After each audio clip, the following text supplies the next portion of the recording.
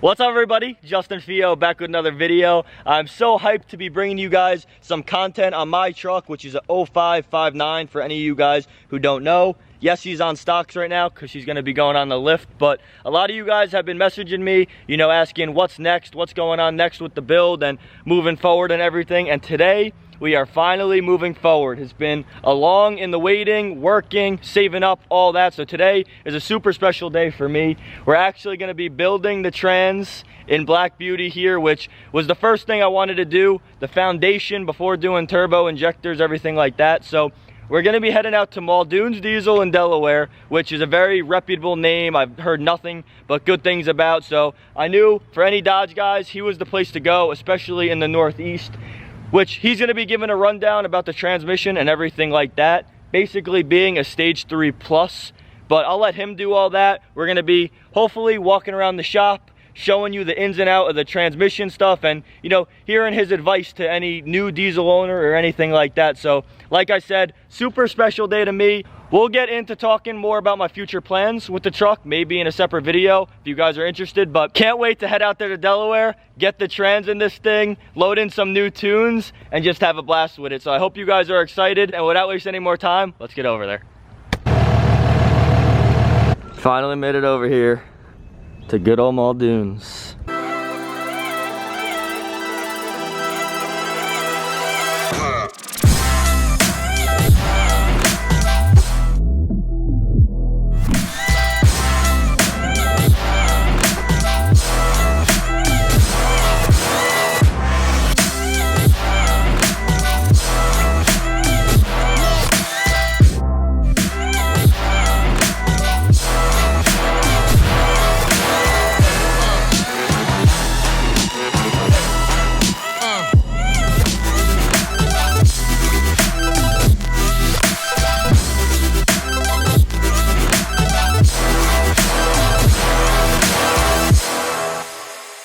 What's up, dude? What's up, Justin? How you doing, man? Good, how are you? Nice to meet you. You too. Yeah, man. Today we're gonna put new trans in your truck. I'm excited, man. And an oil pan. This has been a long waiting in the process, so I know you're the man to go to, so I had to come over here for sure. Yeah, man. We actually got the trans built last week. I got it on the bench. We can take a look at it. Yeah, for sure. Let's do it.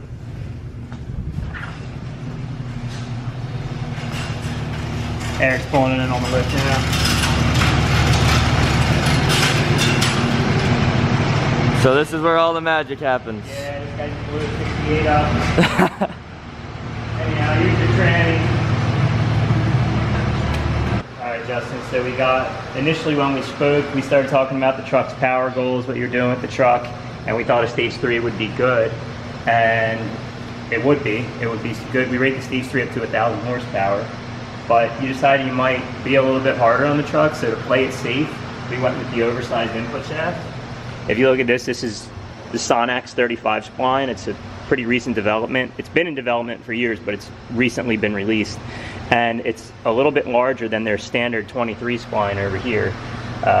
They've actually tested this thing up to 4,000 foot-pounds, and they didn't get a catastrophic failure out of it. That's crazy. Yeah, so it's a super strong input shaft. A big reason why we decided to do that, initially when we were talking about building the trans, you mentioned you were going to be running a little bit of a bigger tire on the truck. And did you have traction bars? No, I didn't. And you don't have traction bars. So when you start getting into that scenario with the bigger tire, no traction bars, the rear axle, you get a lot of spring wrap and the axle starts to shake around a lot. And that actually transmits all the way up to the front of the trans. It goes, you know, through the output, through the intermediate. Ultimately, you know, it goes rear axle, transfer case, output intermediate. And your power transfer from your engine, this is it. It initially goes through this input shaft. So when you're in torque converter lockup and you start running around with the lockup switch, or if you're, you know, doing a rolling burnout and you start getting some of that wheel hop, you're putting a shock load on that input shaft where it's almost like an on-off. And that's really what leads to an input shaft failure. It's really the first line of defense in the whole transmission. I mean, the power's going through this first. This is on the back of the engine. You know, it's bolted to the flex plate. This bolts to the crankshaft. So given your setup, given your tires, you know, and you're going with the bigger wheels, and You have the you don't have the traction bars, which I would recommend traction bars to anyone making power. It just changes. The truck feels like it shifts so much smoother. Definitely a plan in the future, for sure. We decided it would be safe to go with this because we didn't want to have that premature failure. Yep. Considering everything John's saying, you know, that's why I decided to just send it and go the oversized input, and you know, that being the biggest thing at risk, just want to be safe, smooth sailing, and me traveling all the time, I don't really want to be dealing with a lot of issues. This trans also has billet intermediate, billet output shaft. It's got a Sonax servo cover. It's got a Sonax accumulator, a billet lever, and a billet van strut and anchor, all needed for this kind of build to support that horsepower. It's got a high pressure valve body. There's two of them here. We just got to run them on the dyno. High pressure valve body. It's got higher line pressure throughout the gears. It's going to hold the clutches. We get in there and recalibrate some of the springs. It'll have a little bit of a later shift point, and it'll shift a lot firmer than factory, so it's going to feel like a hot rod trans. So this tranny also has additional clutches in the third gear clutch pack, additional clutches in the overdrive. We achieved that by machining down these pressure plates on our lathe over there. You can see this is a factory plate, and that's a machined one that allows us to run an additional clutch in your third gear clutch pack. And the same with the overdrive. It allows us to run one more clutch on the overdrive. Cutting those plates, you know, getting that extra clutch in there helps everything clamp, make sure the tranny doesn't slip. And with this oversized input, like previously I mentioned, you know, in stock form, our stage 3 is good for 1,000 horse. With that oversized input, I'd rate it probably around 1,200 easily. It'll hold up. So that really stout unit. No, that's perfect. I really did want to build it stout. I think this, you know, could handle, you know, all of my needs. A little overkill. And obviously we went with the billet flex plate and the awesome triple disc Suncoast converter. Suncoast always hooks us up with that good. Those converters are just, they flat out work. Every time we put it in a truck, no questions asked. It's money. Yep, everything looks amazing, and on my end, I just wanted it to be very stout for what I wanted. So I thought, you know, might as well. This is the time to do it, don't you think? Yeah, better off overbuilding it. Yeah, no, for sure. But I did want to ask you, for anyone watching that's maybe a new diesel owner or just getting into making power, especially like, you know, mainly talking Cummins and whatnot, you know, do you have any specific advice to them? The name of the game is, it's like a house. You have to start with the foundation.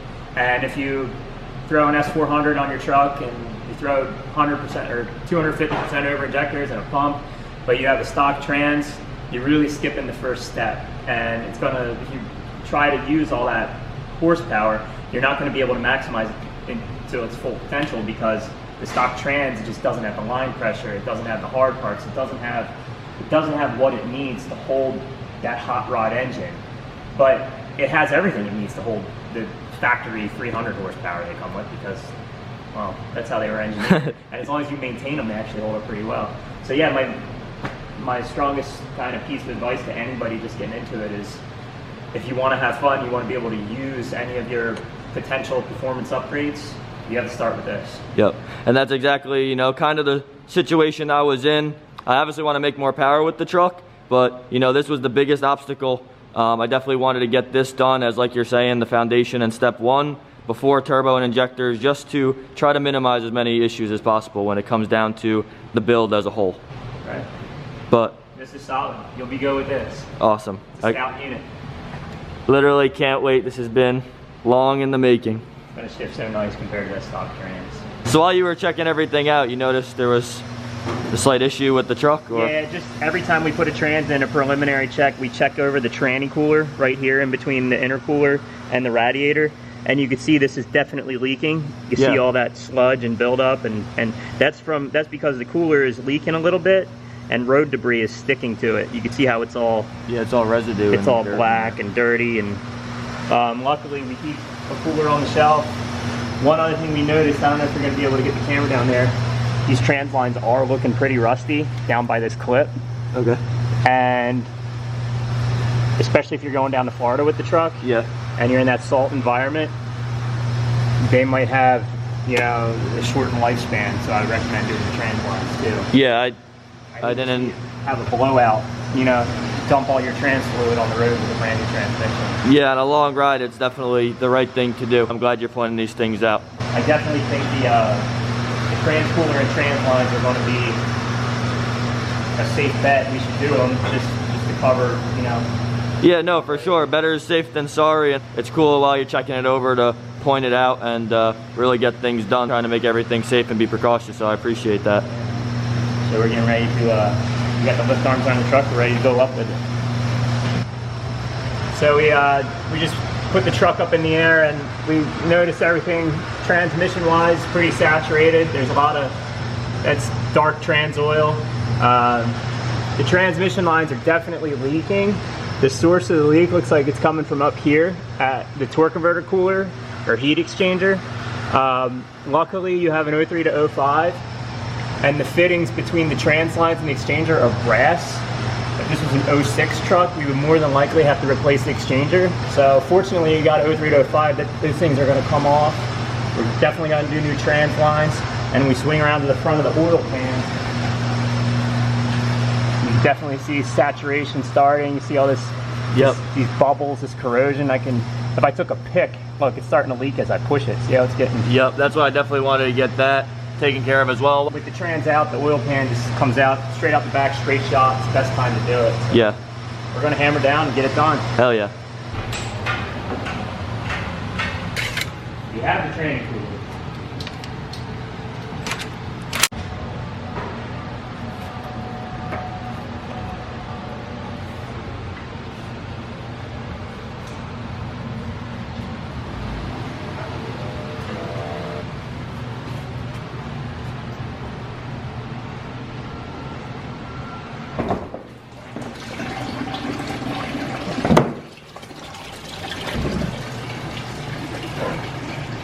And here's John's truck outside. Hopefully at some point, if he does get a chance, I know he's super busy, to, you know, give a little overview on this, but wanted to show you guys a little sneak peek. Before we head out, day one, you know, they dropped my trans and now they're getting ready to put in the work, get the other one in and keep moving along with everything else. So step one done, and I'll definitely be back and super excited to see how that all goes. So we just got back to Muldoons, day two. Everything's all up and installed, correct? Yeah, we got everything buttoned up earlier today. Test drove it. Test drive went awesome. New oil pan. No more cancer and rot here, so you don't have to worry about getting a oil leak. Definitely looks a lot better. Yeah, no oil leaks on your journeys. The trans lines, we replaced all the trans lines. They were pretty rusty, and we just had some trust issues with them. The cooler up front was leaking. We got a new cooler put on.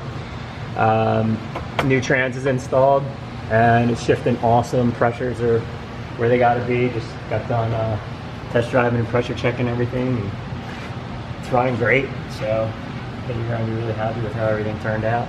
Awesome, yeah, I'm stoked. Up there. Yeah, it came out awesome. No leaks anymore. I mean, there's a lot of residual stuff from beforehand. From your pre-existing, you know, leaks, but everything's drying now. You know, I remember the old trans lines were all saturated in oil, and yep, looks good for sure, everything. Now everything's nice and dry. And I'm glad we got into all of this while it's in the shop and not on the side of the road. Yeah, we found one of the universal joints was bad too. This universal joint at the transfer case had a real tight spot, so we replaced it. We get a lot of customers bring us bad universal joints, and actually it'll create such a vibration, it'll either loosen the transfer case or crack the overdrive housing on the trans. No one ever understands why that happens, but it creates like a harmonic. It's bad news. So yeah, we avoided that too. But just another good thing finding it here. So basically this is the spot to be for any Dodge diesel owners. All right, so it all kind of starts, the A to Z process for building the transmissions, I would say, actually starts over here. And there may not look like there's much going on, but this is the core area. So these are where all of our core valve bodies are. We got our 48 valve bodies here, 47s in there. We're so low on 47s because we built full manuals out of those and I can't keep those on the shelf. 47 RH here, so 94 to 95, 96 to 02, and then 02 to 03 to 07 there. Those are the different model valve bodies. This is where we break down the core transmissions. After they're all broken down, We'll run them through this steam jet washer. Here's a couple Overdrive Housings. These are 2-wheel drive 47 RHs. We just got done media blasting them, and we got to give them a coat of paint. You see the, all the corrosion. Super clean. Yeah, it looks almost like a brand new part. Yep. That part's from, well, this was out of 518. That's from 91. This year I was born. Holy crap. So that media blaster cleans it up really nice. Just gives you a nice finished looking product. So yeah, the cores get broken down here. All the 47 parts are here, the 48 parts are here. They have, in general architecture, they're the same, but they have different drums, different ring gears, different oil pumps. So we keep everything separated up here. Here's some stuff. We usually have more transmission lines and stuff like that, but we got some tranny mounts, stuff we always kind of consume as we're installing transmission. Here's some inventory for some upcoming trucks coming in. Stuff we ordered. Here's lift 1, lift 2. This is our 68 build area. This is where Tommy builds all the oil pumps, valve bodies, builds the 68 units here. This is a cool little thing we set up here. This is a little parts washer we got from Jags, but we had a used fast kicking around. That's sweet. And what that does is we kick that guy on, and it filters the aluminum out of the reaming solvent. It's actually WD-40. That's all WD-40 down in there. And basically, as we're reaming these valve bodies, here, like I just did this one, when you have to oversize the valve, a lot of times these bores are worn out. So we got these reamers from Sonax, and Sonax makes a lot of the oversized valves. As you're reaming it, that fluid flow helps carry the aluminum debris away. It gives you a nice bore, a nice ream job. That's sweet. Just the right way to do it. I feel like every core valve body that comes in oversized looks like someone just jammed a reamer in there. And it always looks terrible. Here's our valve body dyno. This is awesome. This tests the valve bodies for the 47s and 48s. Like after we assemble the valve body, we put it on here and we can see, how much pressure it's making, almost what the shift timing's looking like. If we see the gauge applies real hard and real fast, we know it's going to be a real firm shift. And we can control, the governor solenoid for automatics. We check our manual valve bodies and our automatics on here. This has been a key player in this company's success. Without that, I don't think we'd be where we are today. This is where we build our 47s and 48s. We've got most all the wear items are up here, all your clutches and seals and gaskets, filters. It's nice because when I initially set this up, I had a buddy help me out, and we laid this out from oil pump to overdrive, from the beginning to the end of the transmission. So you literally, you grab, and as you grab, it follows the same order that we built. So definitely probably efficient, right? Yeah, it's super efficient. We're not opening up the kit, laying everything out. No, we're not doing that. We're putting the stuff on the wall, and we grab, and we go. Ready to go. We produce. There's a lot of our inventory. We've got, all of our oversized valves in here, oversized switch valves, and we've got throttle valves and pressure regulator valves and all this stuff for the valve bodies. This made our valve body building so efficient. We try to make this as systematic and efficient as possible, and this took our valve body time from probably an hour and a half to 2 hours. Now we can assemble a valve body in probably half that time. We can really rock and roll with this setup. It really seems like you're organized over here, and also I know you got a Cummins as well. With Cummins in general for transmissions, what is your personal opinion on the 48 itself, the built 48? I think they're awesome. If you build them right, you get all the springs right and everything, and you get your valve body pressures right, clutch back, put the right hard parts in, you have a unit that can support a lot of work. And at some point, I know you're busy and you're gonna be getting all this done, but I'd like to check out your truck at some point. I know I've seen a lot of it, on social media, and having the paddle shifters and whatnot. It seems like a pretty badass build. I'd like to show the channel as well at some point. Yeah. Hopefully we can set a little bit of time aside for that. Yeah. Squeeze that in. No, for sure. It's a monster. It rips. It's a lot of fun. But overall, I mean, this is kind of the shop, the whole rundown. Like, this is where it all goes down around here. We can keep going if you want. Yep. A lot of valve body electronics, pressure plates, and billet shafts and stuff like that sits on this shelf. Here's our lathe, which is awesome. That's another thing. I couldn't have this business, couldn't run this business without a lathe. If we got to cut something down, the clearance isn't right, we run it over here, measure it, take what we need to take off, boom, done, set. Easy. And that does all your cutting or trimming right there, huh? Yeah, anything rotational. We do our own valve bodies, and we do a lot of de-assembly and all that stuff in house. We don't make every part here. I don't want people to think that. Yeah, that's why I was just trying to explain. Yeah. This is my little TIG center. This is where I TIG weld the valve body castings, stuff like that. If I get a cracked case or something and it's a little crack, I can usually patch it up there. Bridgeport, we use that, making things flat, milling channels, drill press on steroids, basically. I love it. I think it's really sick just how everything's in order here, and everything has its purpose. One of my mottos is do the best you can until you find a way to do it better. And a lot of being methodical and finding the best ways to do it better, it involves investing in your business and buying machines like the ones we have here. And if you want to play with the big boys, you've got to invest, and you've got to have the right stuff, and you've got to follow a tight standard order procedure. Scat blast cabinet, this is awesome. So before you guys got here, Eric was blasting a case. I could do a quick little blast for you. Yeah. Show you what happens when there's a glass bead in there, and there's a little air on the get those Call of Duty gloves on. Yeah. So you just see that yellow paint marker there. It says 47RH. See how it's taking all that oxidation off the case and making it look. So when you go through this entire case, this thing comes out, it looks brand new, and you got a nice surface that epoxy paint will just adhere to, and it'll stick. That's awesome. Yeah, so that's pretty cool. Here's some units over here that are, ready to go in. This 68, Tommy built this guy last week. That's going in this truck today. All these guys are sold, so it's like, it's a rotation inventory at this point where I build one and sell it. We agreed I'd give you a shop tour. Yeah. Not everybody gets the shop tour. Yeah, no, I appreciate it. I wanted everyone to kind of see the basics of, the shop, the rundown on the trans and everything. Like, that really, I think, turned out pretty cool. Yeah. Not only for the channel, but, for us checking it out as well. Yeah, definitely. This is how our little shop packs a serious punch. Yep, because you think of just a transmission, and the back end, get to see the real in here and the exact process it's going through and how much time and effort really goes into building something like that.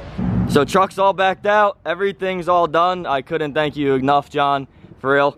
Means a lot. Hope to see down the line, bringing this thing down the track, whatever we're gonna do. I feel very confident with John's work, and I'm really excited that we actually got this done. And once again, I appreciate all the time and all the help with everything. So happy to help.